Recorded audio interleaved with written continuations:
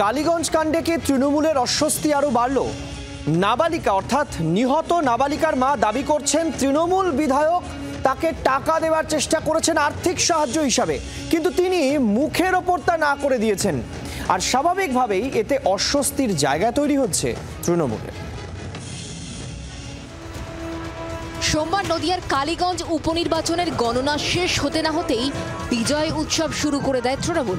সেই মিছিল থেকে ছোড়া বোমায় মৃত্যু হয় এক স্কুল ছাত্রীর। জয়ের আনন্দ বদলে যায় অস্বস্তিতে। বৃহস্পতিবার এলো আরেক ধাক্কা। বুধবার নিহত ছাত্রী তামান্নার বাড়িতে যান ডেবরা তৃণমূল বিধায়ক হুমায়ুন কবির।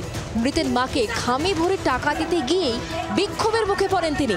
টাকা চাই না, বিধায়ককে শটান জানিয়ে দেন তামান্নার মা।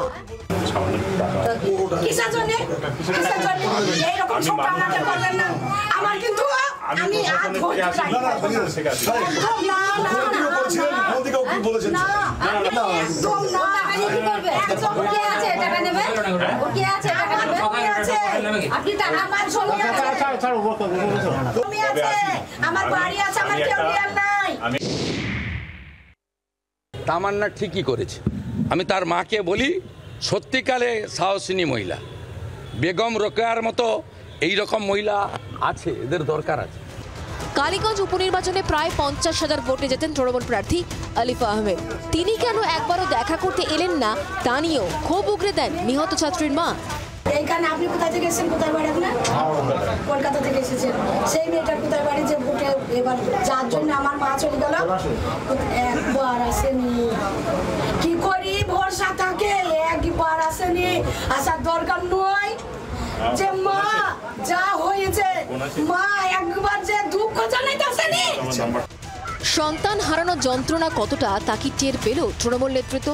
কোন অভিজ্ঞতা নিয়ে ফিরলেন শাসক বিধায়ক? সমাজে যেখানেই বোমা দেখবে বা পিস্তল দেখবে, প্রত্যেকটা মানুষের উচিত তার বিরুদ্ধে আওয়াজ তোলা। প্রত্যেকটা মানুষ যদি গর্জন করে ওঠে তাহলে একদিন আমরা পৃথিবীটা অনেক সুন্দর করতে পারি। বোমার আঘাতে মৃত্যু হবে না। এদিন নিহত ছাত্রীর পরিবারের সঙ্গে দেখা করতে যান আইএসএফ বিধায়ক নওশাদ সিদ্দিকী। পরিবারের পাশে থাকার আশ্বাস দেন তিনি। আমি তামান্নার আব্বাজির সাথে কথা বলেছি। আমি এটাও অনুরোধ করেছি যে রাজনৈতিক হিংসাটা বড় কথা নয়, বড় কথা হচ্ছে এই গ্রামের থেকে হিংসা টোটাল বন্ধ করতে হবে। তার জন্য আপনাদেরকে আগে আসতে হবে। যারা যারা যুক্ত তাদের বিরুদ্ধেই আমাদের আইনি লড়াই চলবে। কালীগঞ্জের উপনির্বাচনকে 26-এর ভোটের রিহার্সাল হিসেবেই দেখছিলেন রাজনৈতিক পণ্ডিতরা। ভোট যুদ্ধে জিতে গেলেও নাবালিকার মৃত্যু আপাতত বোমার স্প্লিন্টারের মতোই ফুটবে ঘাসফুলের গায়ে। ব্যুরো রিপোর্ট, জি 24 ঘন্টা। বাংলার আওয়াজ, বাঙালির আবেগ, জি 24 ঘন্টা।